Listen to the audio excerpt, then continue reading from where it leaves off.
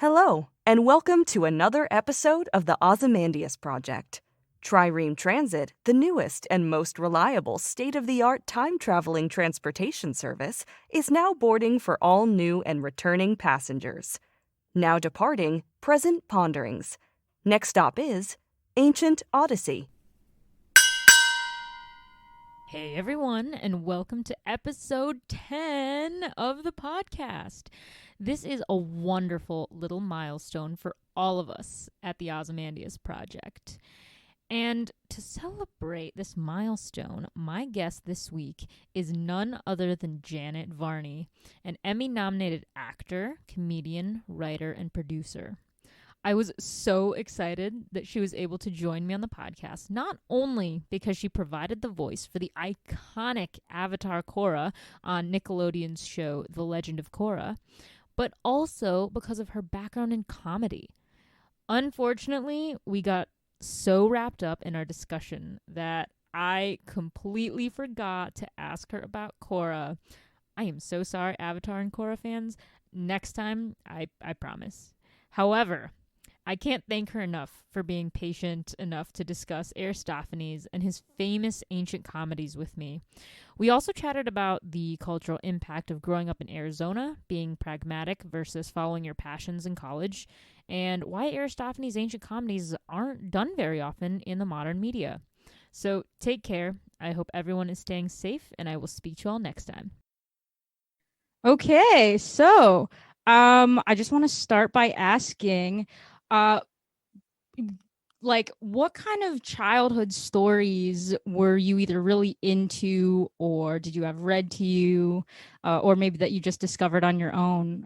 Because I'm really interested with, how people fell into, oh, I love stories. What kind of stories do you listen to? Sure.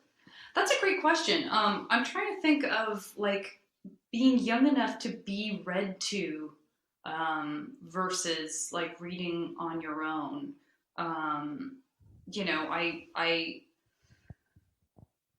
to think of my actual children's books, like picture books and stuff like that. And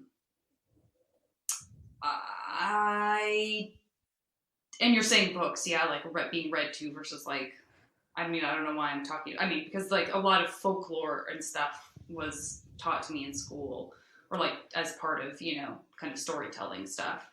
Yeah.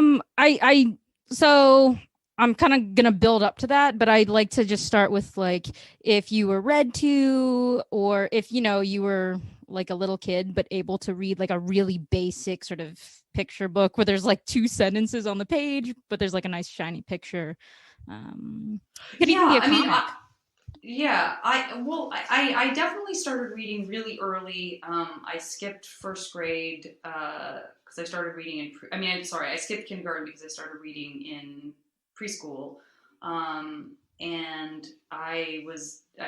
that was just a thing I had a real aptitude for. So I'm sure that I was read to with mature books that I wasn't reading yet, but I was definitely always the kid who was reading at a much, much higher level than whatever my grade was. My dad was an English teacher, a high school English teacher, and he got me reading when I was 7 and 8 years old. I was reading Ray Bradbury and stuff because he was I don't know, maybe you can read this. You want to read this?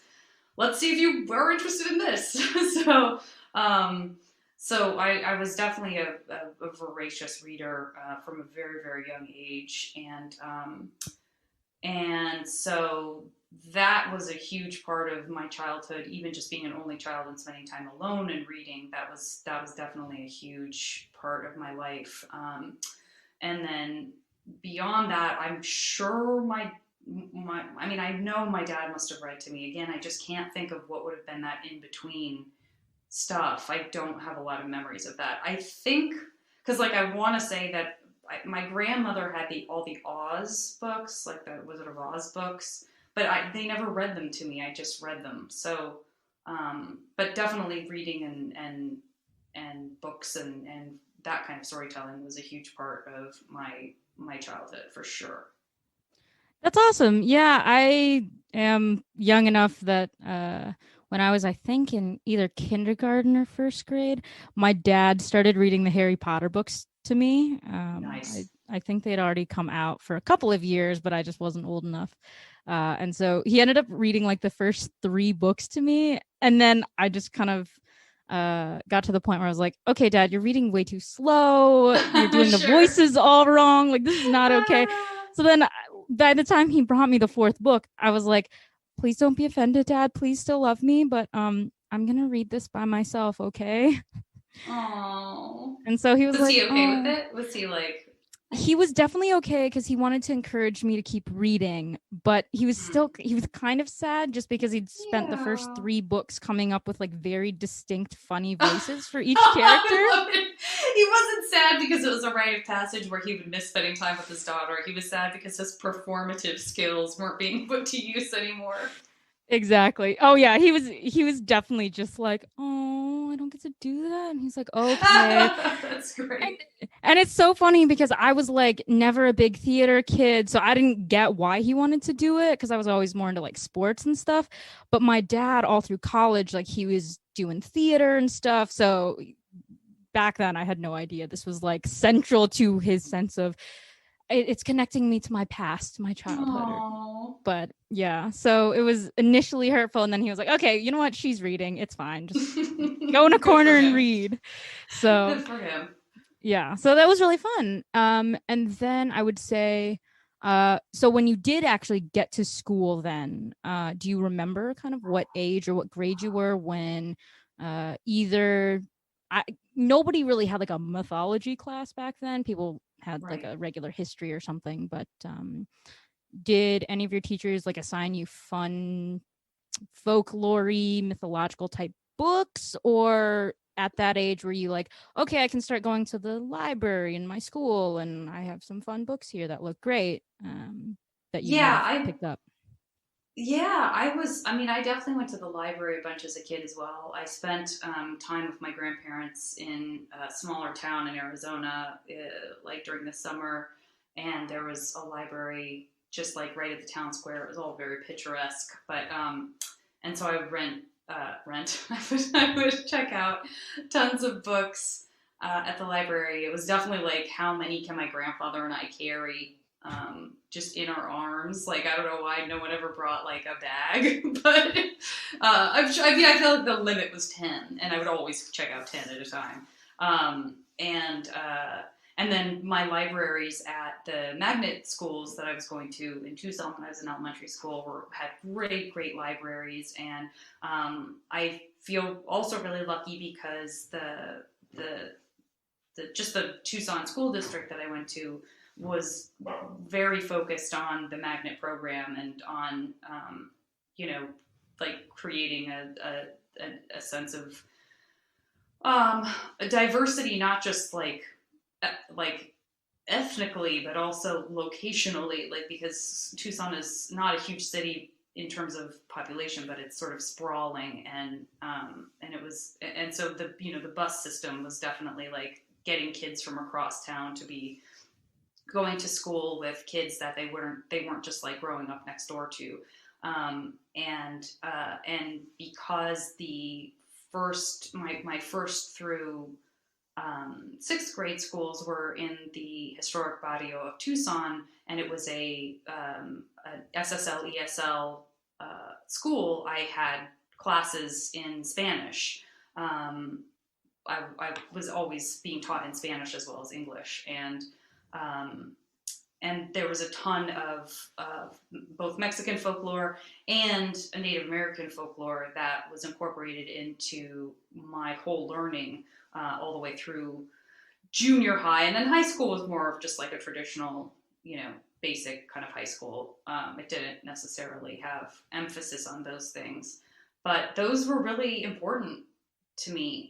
That was sort of how I came to understand where I was from. And my 4th through 6th grade school was in a really old Spanish building, and was across the street from a flour tortilla factory, and then across the street was a beautiful Mexican Catholic like altar, like outdoor sort of altar, and and then like around the corner was a historic, like, you know how they have those sort of historical society preserved homes where it's like an adobe home, and they, you know, where you would go through and see where, like, this is the mortar and pestle that they would grind, you know, corn on, and they would make into masa. So that was just like very much a part of my my childhood, and that's, those things to me are just completely invaluable, because, you know, they just, I don't know, like that to me, it's almost the incorporation of the imagination and storytelling with actual history. And I think if you can have that,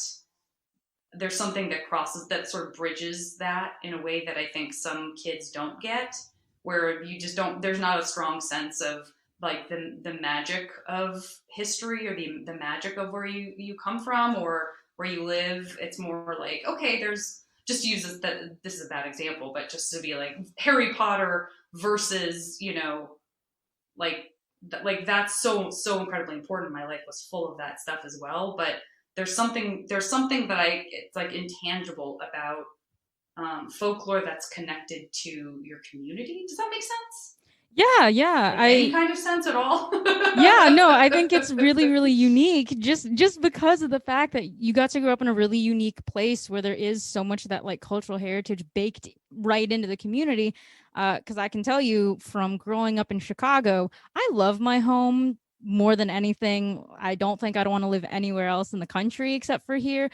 But we are just like a city in the flat and kind of boring Midwest. Like we have the lake, and you know, it's people are just like, oh yeah, Chicago. It's and then you know, people will list cultural things, buildings, whatever, but you don't get some of that more. You definitely don't get the cool Native American aspect, or we're not down near the border near Mexico. We're not even north enough to be near Canada. So there's like nothing, right. Like there's like nothing. So, forgive me, everyone who loves Chicago, because I do love my hometown. I'm just going to preface this with don't hate on me. Love the Chi. But no, it's so unique. And because of that uniqueness, did you have like a favorite myth or a favorite story that maybe not necessarily was passed down, but that you just kind of heard and were like, oh, this is the coolest thing ever, and then latch onto that? That's a great question. I think I mean, I was really this, and by the way, like, please know that maybe I should be acknowledging this more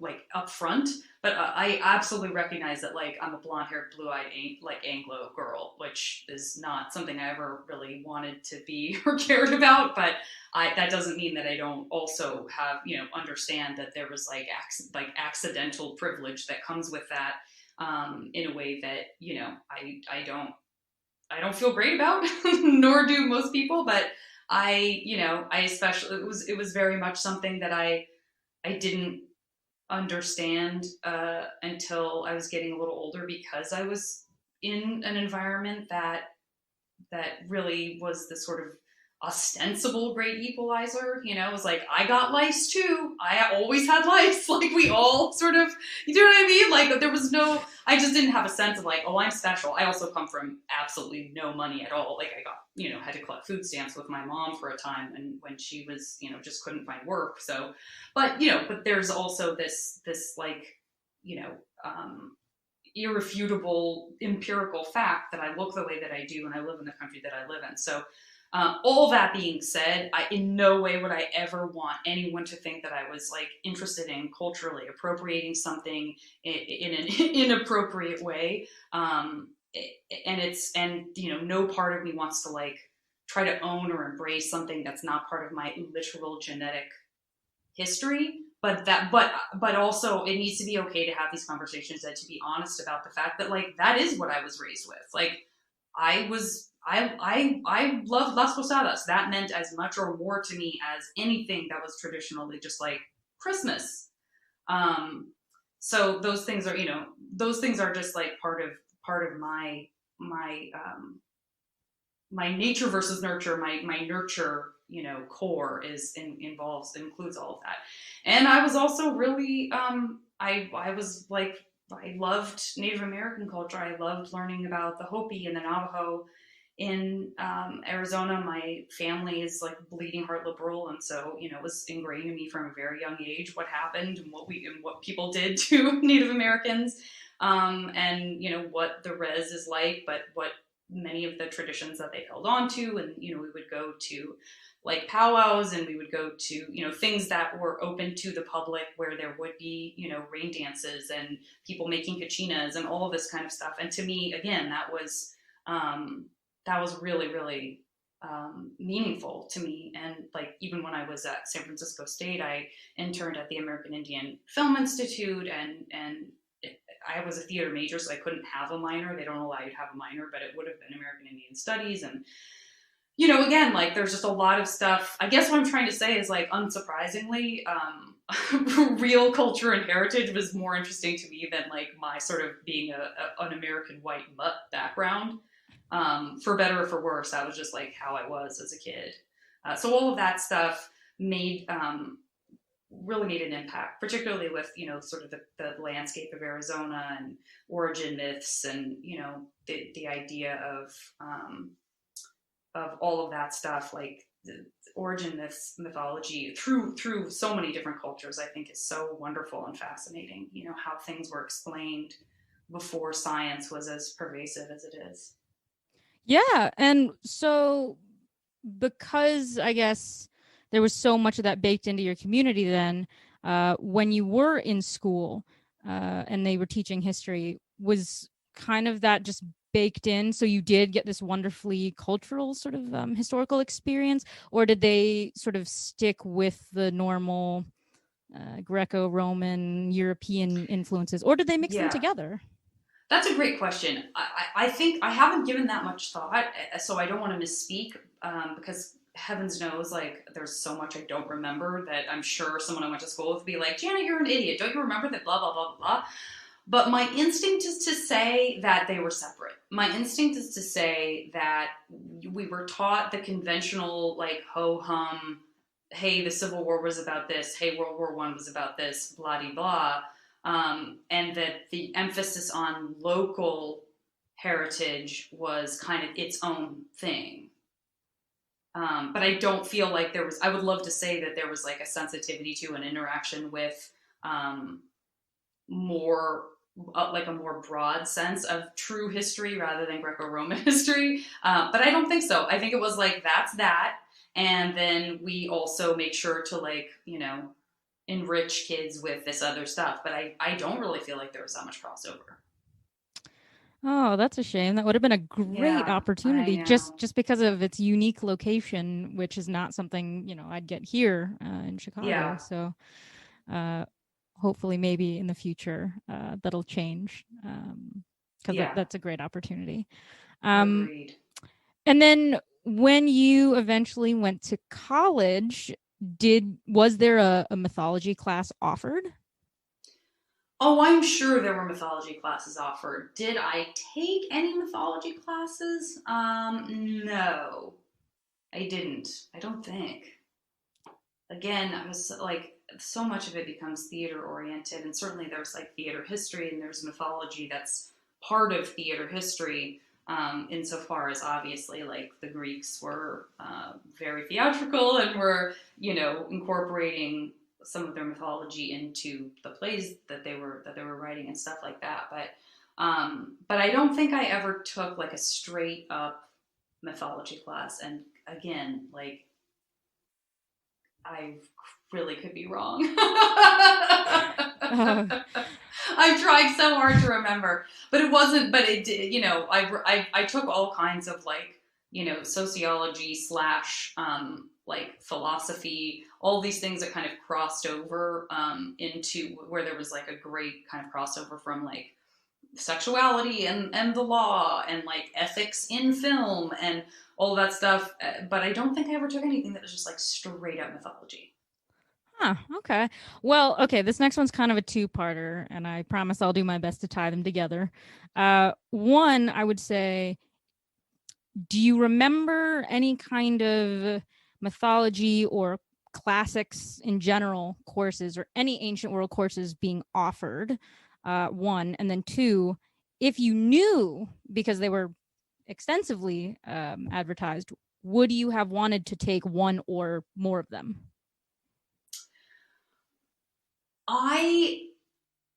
I'm sure that there must have been, but I don't have a strong sense of it.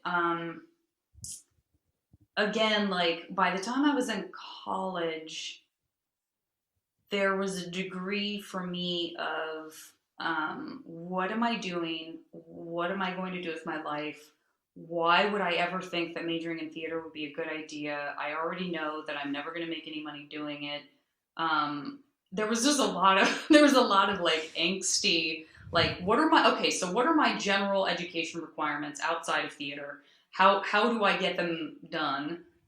Because I didn't have like a real attachment to, I mean, I love taking, like, I definitely sought out like photography classes and I loved, my sort of English and creative writing classes. I remember taking a world religion class right before I dropped out of school. And then when I moved to San Francisco, it's a whole other sort of thing where I didn't want to get a degree in theater by then, but then I kind of had to because that's all the credits that I had.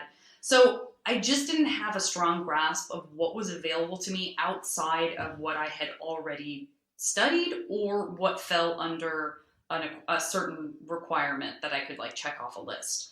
So I feel bad because I just don't want to misrepresent either of the colleges that I went to that may have a very rich and very well-known,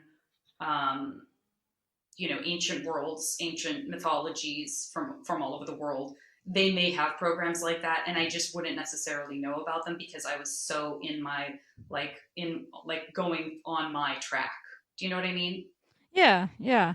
Well, I think that is definitely not unlike a bunch of stories that I have heard from friends and acquaintances pretty much throughout my entire time at college. And I will say it wouldn't shock me if they had something, I don't know what size, but if they had something and didn't actually advertise all that much. Because one of the main problems that I talk about both on the podcast and just in life is we don't seem to do a good job in any way, shape, or form of advertising that we are a thing, we are here. When people ask me, oh, you were a classics major? Wait, what is that? One, is that like classical music? Or two, they're like, how did you even find that? That's so weird, like niche type thing. And I say, I did not go to college knowing that it existed. I didn't. I knew I wanted to study the ancient world. And I thought the closest thing I could do was like anthropology, I think. So I think I went in as an anthro major, and I was like, I think that's what I would expect. That's what I would expect, that it would fall under that. Now that you say that, I'm like, oh, that's what I would expect. It would fall under that umbrella. Yeah, so that's what I did. And then like 2 months into my first semester, my friend was like, okay, so it's time to go create your schedule for the next semester. Go talk to your advisor. Good luck. So I went and talked to the woman. And like first thing she asked me was, what do you want to do? What do you want to study? Because I can tell you exactly which classes you need to do that. And so then I literally described, I don't even remember how I described it. It was probably rambly and horrible because freshman. But yeah, I like told her something, and then she just kind of like puts her pen down and then does the clasp hands, put them in front of her on the desk. And I'm like, oh no, I'm like, uh-oh, is she gonna tell me I'm crazy? Like, what's happening? So yeah. And then she just goes, oh, sweetie, that's not anthropology. She's like, you literally just told me you like hate science and you're really bad at it. She's like, there's a crap ton of science in here. So she was like, what you're describing to me is our friends over in the classics department. Here's the name and email of the advisor. Go talk to him. Wow. So a week later, I went and I talked to the advisor, went right in, and I came out of that like hour-long discussion and I was like, my life has changed. I have found so cool. I have found my soul, my place, my people. And so awesome. Yeah, so I fell into it that way. I did know there was a myth class, but only because I sneaked into it with a friend who had it in her schedule. I tell people don't do what I did because you shouldn't do that. But I did. I sneaked in, and so I didn't know there was a whole world there until later. And so basically that experience really got me to think about, well, how are people advertising? Because at the University of Missouri, where I went to school, we had like a mid-sized department. Usually classics departments are pretty small unless you're at a really elite university, which is it's a whole different issue because I like to touch on accessibility, which is just they're not accessible because if you are lucky and then you find out early that these are majors, the best institutions are Ivy Leagues, just like the most exclusive places where you good luck is all I'll say. Right, just good luck. Right. And so that's kind of a shame. And so I guess since you unfortunately were not made aware if they had a thing or if there were things within theater, then I'm so curious because I actually have never talked to somebody who approached mythology from a theater background. So I'm just wondering at how similar or different it is and how they weave the mythological aspects in teaching, the origin of all great stories. How do they teach that if you're approaching it from a theater perspective? God, that's such a great question. I wish that I could remember. I mean, like in theater history, which I did love those classes. It would be like you would be studying a play, and it would go. I mean, there were theater history classes where you would, like you would start with the earliest sort of known theater that can be read and interpreted, by modern day folks in one form or another, and sort of move into modernity. So obviously we were talking about that kind of mythology. The Greek mythology, perhaps for you as well, was definitely covered in, especially I know my senior English class in high school. But the problem for me is that many of my best memories and the things I remember learning about the most were in my primary schools, including and then high school. And then in college, I was just so all over the place and working 2 jobs and like putting myself through school, that the classes and courses themselves are all mixed up with like paying my rent and being an adult, or like being, a 22-year-old adult or whatever. So I'm sad to say that there's stuff that's just fallen by the wayside because my life was just really packed with all different sorts of stuff. And so it's hard for me to remember, but certainly, like contextually, if you were going to be, reading the Oresteia, or if you were going to be reading, about like Agamemnon, or any of those eras, like you would definitely study the kind of context of what was happening in that time, and because the mythology of the gods and that particular piece of those particular cultures were so important, that's just stuff that would invariably come in, and then it would sort of be again kind of like boiled down to like reading a particular play and talking about it and analyzing it or whatever, and then moving on to whatever the next piece of the educational program would be for that particular class. So yeah, I mean, I think again, like I'm sure it's just like sort of bite-sized pieces of what you were studying, Yeah, and I mean, I don't think it's warranted that you need obviously all the background and the really intense classes into Greek culture that I had to have, but that's just the differences between, well, you're not actually going to, have to read it and then write papers in depth on it. Right. But I will say that I think, that was especially with Greek theater, you get such a strong sense kind of psychologically because everybody's like always talking about the catharsis, right? Or talking about the idea of tragedy with a capital T, and kind of how complexly emotions were being worked through, and this sort of idea of deep superstition and stuff like that. That's all woven in. So you do get this sense of like, okay, so there's the sea, there's often the seer, the person that can see into the future, who most often isn't listened to, and like all the ways that socially and psychologically these experiences and these fears were being processed and kind of dealt with through theater. That was really fascinating, and I think those classes do a really nice job of contextualizing that part of mythology and how important mythology was in terms of your daily understanding of the world and why or what is happening to you.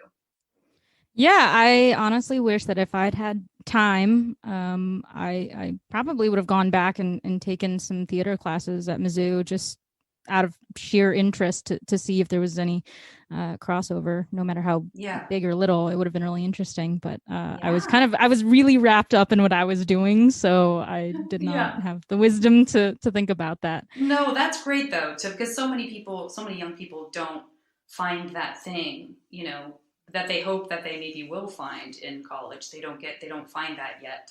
And so there is a sense of, aimlessness, or like just punching your time card with certain classes. So finding a thing that you're passionate about, that you become absorbed in, was really cool from my perspective.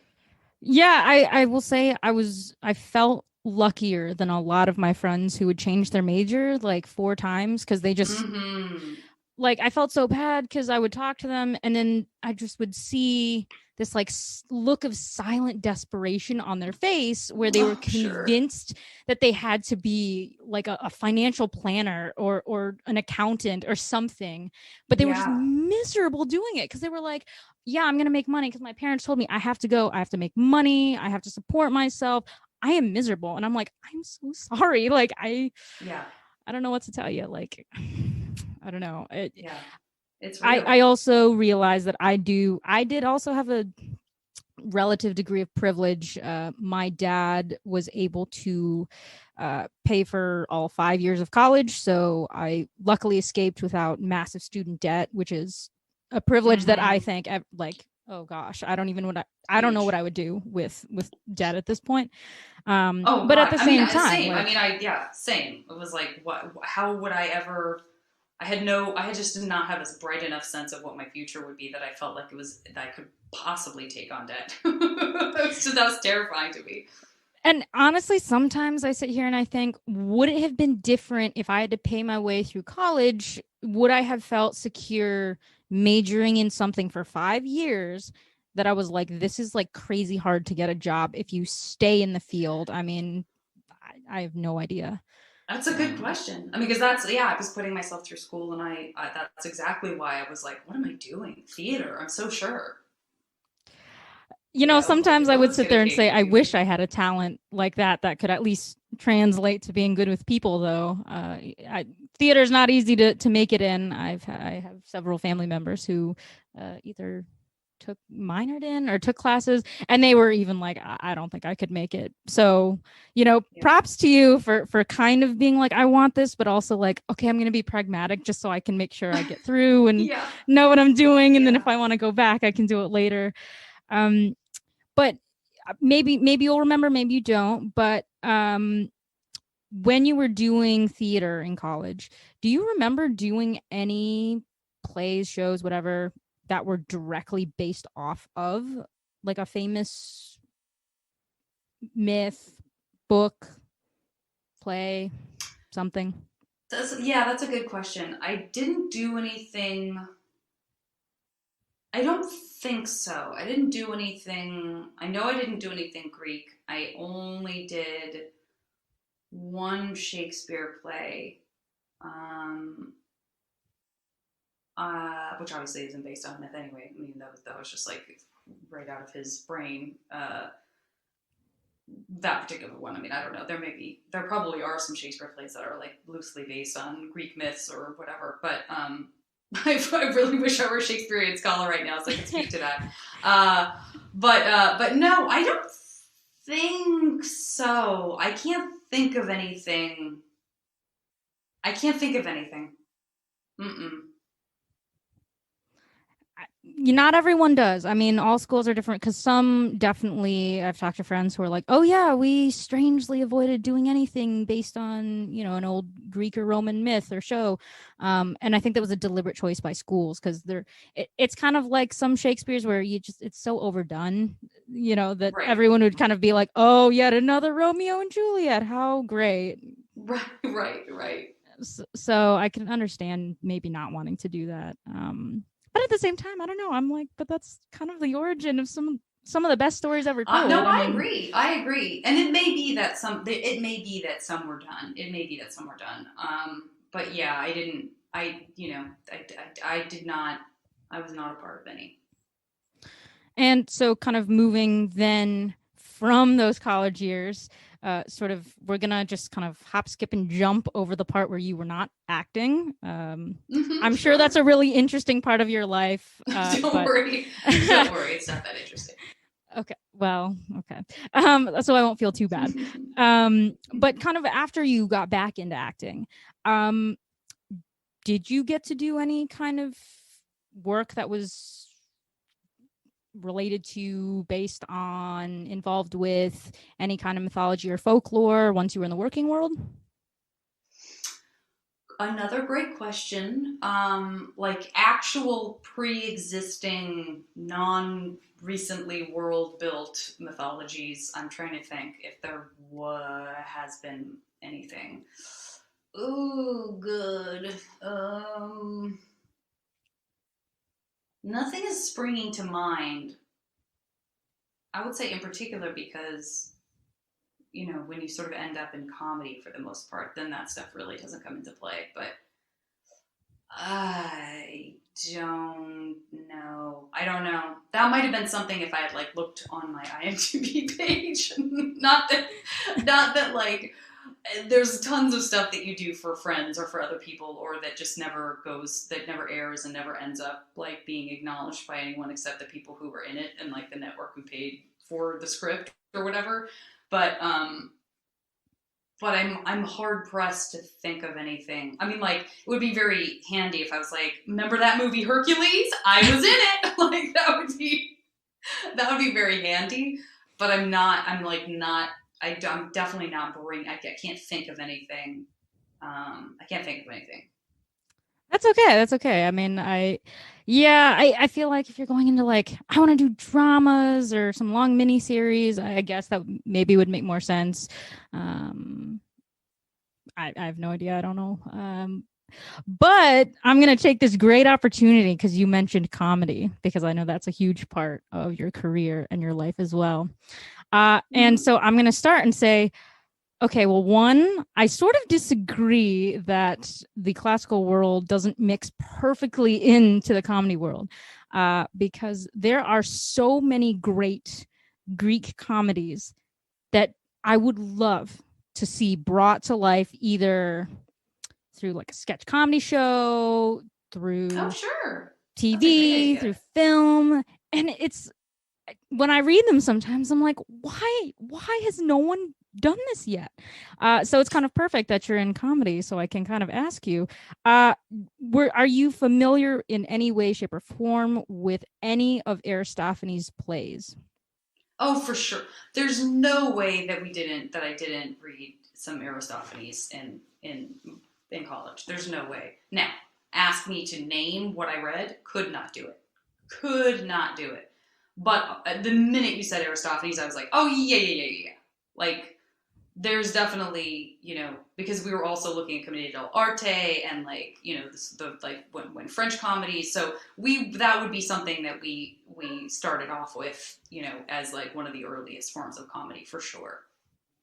Yeah. And so I would say he's done a lot, obviously. But out of his 3 most famous ones, I would say most people are familiar with Women at the Thesmophoria, which is kind of so just the short recap version for people who are unfamiliar with the play. it's essentially kind of a satirical look at women in power in the ancient world. So when the men of Athens just like can't get their shit together, they have no idea what they're doing. The women essentially kind of disguise themselves as men and go into the boule, which was their like council of 500, essentially their system of government. And they go and try to like get shit done. And so it's this really great sort of dual look at, is Aristophanes being serious, like actually writing a good play, thinking, hey, this is my take on women actually being able to successfully navigate their way around politics and do things? Or did he write it as a big joke, thinking women could never be in power? Look how stupid and ridiculous it would be if they actually got power. That's kind of the eternal question of that one. Is that I would say that while the idea of women making the decisions about what happens in Greek culture is in a comedic way is definitely familiar to me. I can't say that the title of that, like, I don't know that's something that I read. I don't know that it is. Sometimes if programs are like strapped for time, because that's not like the number one most well-known one, a lot of people skip it. You may be more familiar with the most well-known of Aristophanes' plays is the Lysistrata. Lysistrata. There you go. Yeah. There you 100%. go. That is absolutely. So that's obviously the one that people kind of talk about and do all the time. And I don't know. I don't know why more people haven't taken kind of a stab at it. People take the theme from the play and add it to their own works. I've seen several modern things where maybe they'll give it a credit and say loosely based off of so they'll maybe take the sex strike aspect of it. But I really haven't seen a devoted effort to do the original kind of play. And I don't know why. Now, from your perspective as someone who's kind of involved with comedy and in the film and acting industry, is there like hesitation just because of the I don't know, is it the mature themes where there's some really really explicit imagery described that you just, it's so totally inappropriate for the screen that you just wouldn't want to bring that forward? Like, what's the deal? That's a good question. I feel like very uncomfortable even thinking about trying to speak for anybody because I haven't had a conversation about this with anybody. But if I had to make a broad sweeping generalization that is based entirely on conjecture, I would say that while and I can't speak to theater because I've not been involved with theater in quite some time. So outside of the educational sphere, I can't speak to it. I have a feeling that, for example, the theater company that several of my friends belong to, called Antaeus Theater Company, most likely very much embraces the classics, and I'm sure that in addition to the Shakespearean dips that they take into, like, there's just no way that they're not exploring some of those old classes. They're not allowed to be called Antaeus without without doing that. So I think I would have to separate everything I'm saying entirely from theater and just say from like a comedy perspective in Hollywood and filmmaking or whatever, there seems to be an obsession with recreating the same modern story over and over again, up to and including just rejiggering literally the exact same story with the same script and just like doing a quick rewrite and recast and then they make it again, not unlike superhero movies.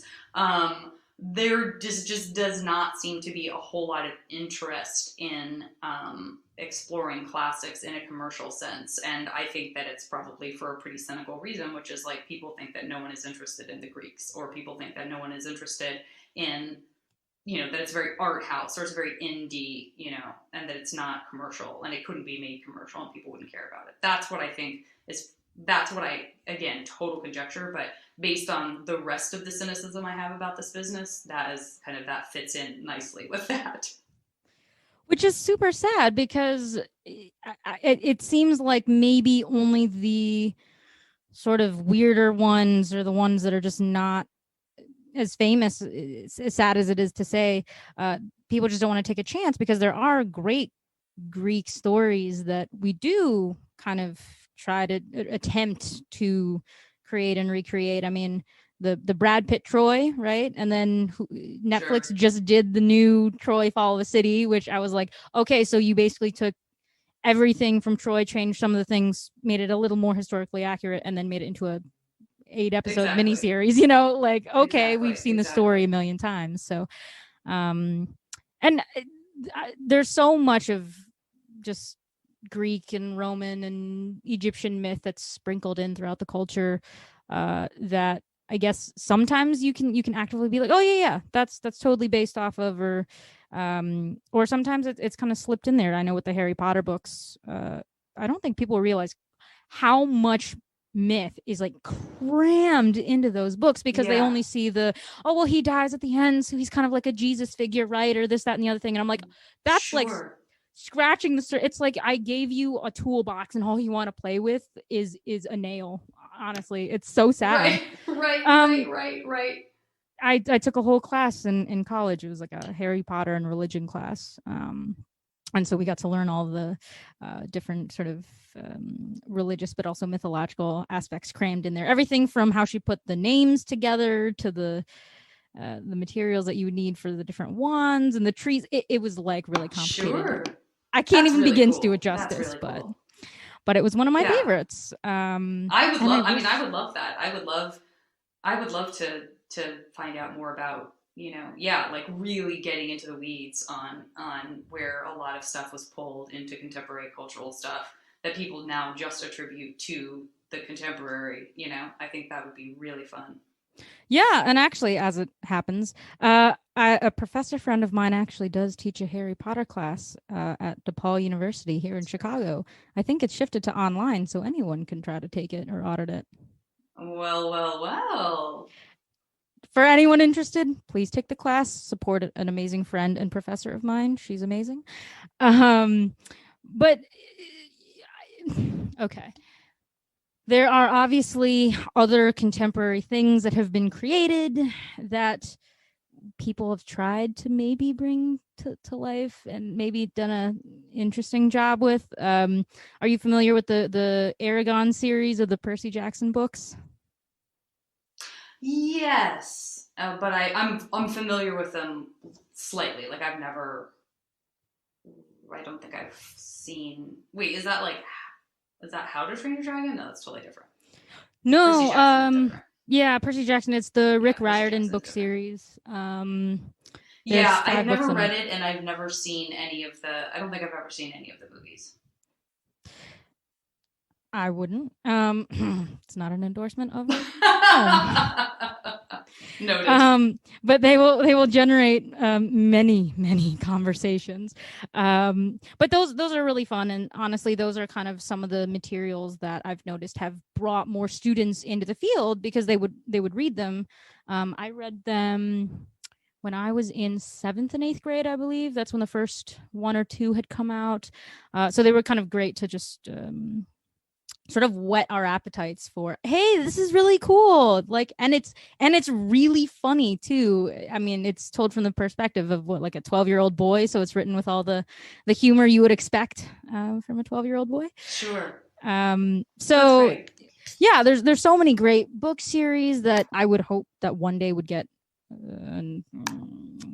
decently excellent, maybe. I hope. Yeah. But so just the last part of the podcast, it's kind of a dual thing. So one, just it's probably hard to recap because it's such a contentious and thorny issue with everyone I speak to. But we don't like to fund our humanities. I don't know if you've noticed in any way, shape, or form. Yeah. Yes, I and have. yeah. And so for my podcast, obviously, I talk mostly about all the ancient fields, whether that's classics or Egyptology or Assyriology, Old Norse studies, all the really ancient stuff that no one's ever heard of, or maybe you've heard mentioned once. But I would imagine, is it kind of the same thing for theater programs where I don't know what the status of that, but I mean, I'm kind of assuming it's a humanities, so it's kind of lumped together with the stuff that doesn't need attention. Have you noticed kind of anything there? Yeah, I mean, the theater departments might have a little more luck in that because it has that performative value to it, and because it is sort of linked to entertainment in a more commercial sense. I think it's a little better, but for sure, like universally, the issue of not funding the arts continues to be this like ongoing problem, and I fall very much on the side of like that's an incredibly huge mistake, and that it's I just find it utterly tragic, and yeah, I don't know what the answer is, because obviously like it is such a huge conversation, and the status of education and who should have access to education and all of that is very, very it makes me very angry. So because I don't, this idea that you can, I don't know, whatever. The idea that everyone is afforded the same opportunity in America is a huge freaking joke anyway. Of course it is. But if you want to shine the light on, we can sort of, some of it's like, it's so overwhelming to take on that concept and that truth that it's very depressing. So if you choose to sort of hone in on a particular place, like whether you talk about medicine and health, obviously there's a huge inequality there, or you can focus in on race, you can focus in on education. If you focus in on education, then you can just like define your rage by the inequalities in education, and so certainly this idea of like what's collateral damage, or what's a sacrifice you can be willing to make so that you can make sure that kids in public schools still are taking math tests that rank them at a certain percentile in the city or in the state or in the district or whatever, like that somehow that's okay, or it's just gonna have to do, is beyond infuriating, and it's heartbreaking. I just can't, I just think that art is it's an accelerant towards people being autodidactic. It's an accelerant towards people understanding themselves and understanding the world. And it's such a, it's just like you and I were talking about earlier, that the idea that it can be a bridge towards math, towards science, towards these other things that are quote unquote somehow, more important. It just seems so, I mean, it's like, I guess Americans don't know how to be holistic anyway, but it feels so holistic and vital. And it feels like, well, if you have like, this is like to use a very contemporary, stupid, topical term, but like, if you have a fever because you have COVID, and someone's like, well, why don't you go ahead and take some acetaminophen and you'll be fine? Like, that's ridiculous. It's preposterous. Everyone would say that's utterly preposterous. You're just treating the symptom. You're treating that one symptom of this thing that could kill you. But that's not the approach that we take to nearly anything. And so this idea that, oh, it's just a dance class, who cares? Or, oh, it's just a painting class, who cares? It's like, those classes could be the difference between whether someone decides they want to go to college. It could be the difference between whether someone survives their abusive upbringing because they had a beam of light that they could hold on to. I'm getting so angry. No, it's great. Lexi's getting so angry. Anyway, this is why I can't go into politics, because I would have a nervous breakdown and drop dead of a heart attack. No. But yeah, so I find it critically important, and I find it devastating that it's not a priority. Yeah, no, I totally agree. Like, this is obviously a really contentious topic, but this is why I honestly decided that it's probably one of the two main reasons I decided to start my podcast, which is we all get mad about this stuff. We all bitch at politicians. We all just kind of tell our family and friends, oh, this makes me mad. But there didn't seem to be some sort of concerted platform to really talk about not just why it makes us mad or we're mad, but, you know, I really hope to capture this great spirit of discussion of why is it actually important to us as a society to fund our humanities beyond. And it's really sad because in this time that we're living in, we seem to assign monetary value in terms of money to be earned to everything. And so for things like the ancient studies, you go, oh, well, that's not going to make any money. That's not going to do anything. So obviously it's not important. So how can it actually help us?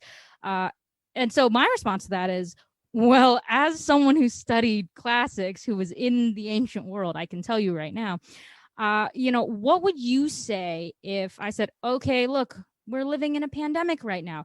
It really sucks. Oh, I know someone, or I personally know what they did in 1918 to help defeat that pandemic. Would you like some help? Would you like some advice? Because I studied it. Who's going to say no? Who's going to be like, nah, I'm good. I'm good. I don't need your insight. I know. So there's so many. I was kind of listing it off the other day with a friend of mine. You know, how many other career paths, jobs, activities are there that we maybe don't even realize can really benefit from either taking a course or getting a double major in classics? You know, it's kind of insane. I would imagine for, you know, being an architect, I don't know, something you can absolutely you can learn a lot. I don't know, when you were not acting, I forget what the job you were doing, but I remember thinking, hey, classics, that can really be an influence on that too. I was real interested in interior design, so I know you just said that about architecture, and but I think, you know, that's like, yeah, I mean, you can go backwards with that into, you know, textile production, and you know, when we talk about, people talk about, you know, going local. People talk about like, well, I want to grow my own tomatoes. It's like, you know, there's so much practicality to understanding how things were done, and also, you know, I mean, please, you can't have a saying that everyone's heard that is history is doomed to repeat itself, and not think that it's important to know, like, to know history. That's sort of the whole point. You shouldn't be proving the adage that is continually thrown out there over and over by defying it. Like, that's not really how it's supposed to work. I mean, there's common sayings, right? I mean, if you aren't taught anything about the Iliad, the Odyssey, or have never seen any kind of Troy adaptation, and if I just like came up to you and was like, oh yes, my poor knowledge of Greek mythology has always been my Achilles elbow, does that sound right? Like, you know, if you don't know what that is, you're like, oh, okay, I'm like, that's not okay, never mind, you don't get the reference, moving on. You know, it's just so prevalent in everything. Okay, so at the end, I usually ask all my guests if they would read a poem, and then it's a really cool poem. It's my favorite, and it's the namesake of my podcast. It is the poem Ozymandias by Percy Shelley. Very, very famous poem. It is it's a beautiful 14-line sonnet, so it is quite short. Fantastic. Okay, here we go. I met a traveler from an antique land, who said 2 vast and trunkless legs of stone stand in the desert. Near them, on the sand, half sunk, a shattered visage lies, whose frown, and wrinkled lip, and sneer of cold command tell that its sculptor well those passions read which yet survive, stamped on these lifeless things, the hand that mocked them, and the heart that fed. And on the pedestal these words appear: my name is Ozymandias, King of Kings. Look on my works, ye mighty, and despair. Nothing beside remains. Round the decay of that colossal wreck, boundless and bare, the lone and level sands stretch far away. That's such an epic poem. It's wonderful. It is my favorite poem of all time. I read it in Well, I either can high see school why. or college, and it has stuck with me. And so the purpose of me asking all of my guests to read it, one, is so that my audience can get a different variety of people reading it, because everyone kind of does it differently, which is great. But also then after, just it's kind of like what you do with your pod with MASH, where just the first couple things you can think of. I would love to get your thoughts on, how does this poem make you feel? What do you think about who would benefit from reading this poem? Who is it geared toward? Why is it just sort of any kind of thoughts you have on it? Yeah, I mean, I think there's like, I just did a reading during the pandemic of Planet of the Apes, so of course, like, this totally reminds me of that. Which is, like, the sense of the mythology of our own American culture being this, this mighty thing that could never be toppled, and so that's a very, very powerful image in that movie. I mean, obviously the entire movie is about humans, human beings' inability to not destroy themselves. But, and I'm speaking of the original Planet of the Apes, all due respect to the more recent ones, which have some really great stuff in them. But, I mean, this is, here we have the remnants of the Statue of Liberty, which is like one of the most ironic things that you could, see destroyed by hubris. And so, yeah, this idea of hubris, this idea of every civilization thinks it's the most important and the most everlasting. The idea that there has to be that it will end, and that there has to be someone who then comes upon it in order for it to have any bearing or meaning at all. Like the fact that someone even saw that statue and could tell of it is so important. Because this king, this work, this era, whatever is being discussed in the poem, this Ozymandias, this idea that not only are you not relevant anymore, you don't even exist unless the people that follow bother to see those stones, and that there is even a person that has seen it who can tell the tale, who can continue the story. And that, so that's what this, I mean, obviously it was like, probably my first time reading it did not seem familiar, even though Ozymandias as a word is familiar to me. And I was a real cold read, but like, as I was reading it, those are the things that were coming up for me.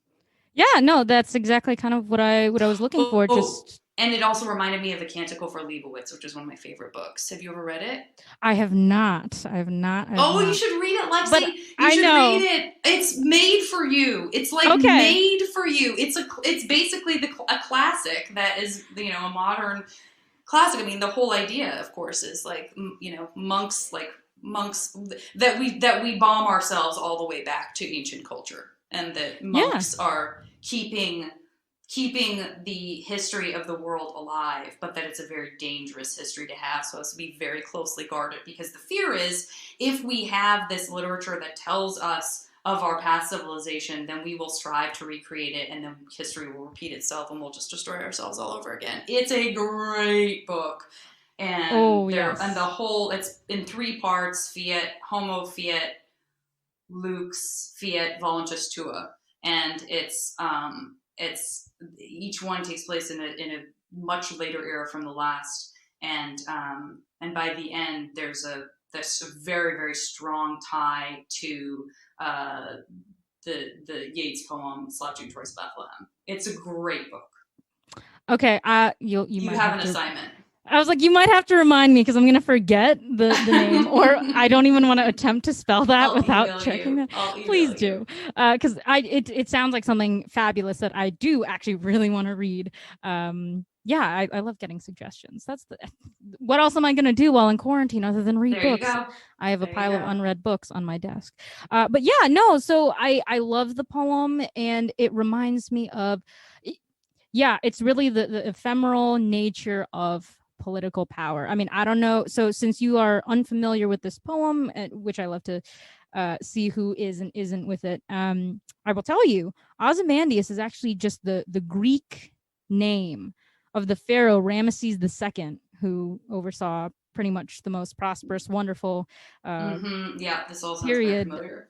of the Egyptian Empire. So to see his entire civilization just gone, buried in the sand, it really talks about, it's a collective, right? You can't just build monuments to yourself and then expect that you're going to be remembered forever, because he didn't just do it. I mean, he had to commission the whole statue, and if it weren't for that person, we wouldn't know. So I don't know, for some reason the modern version of that, my brain always flashes me to like an abandoned casino in Atlantic City or something. Just like the modern Ozymandias. So there's so much about the poem that I love, but I really love your take on it. It's great. I think I'm sure someone has said or will say like a Trump Tower. I mean, I feel like that's kind of another. I feel like that's really apropos right now. I mean, just saying. But yes, so I don't know. You can. It's a great poem.